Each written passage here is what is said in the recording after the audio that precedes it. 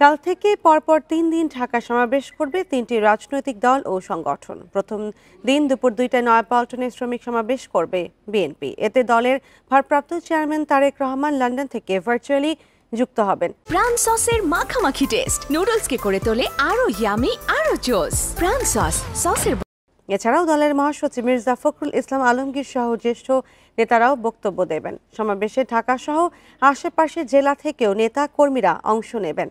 শুক্রবার আওয়ামী লীগের বিচার সহ বিভিন্ন দাবিতে সমাবেশ করবে জাতীয় নাগরিক পার্টি এনসিপি।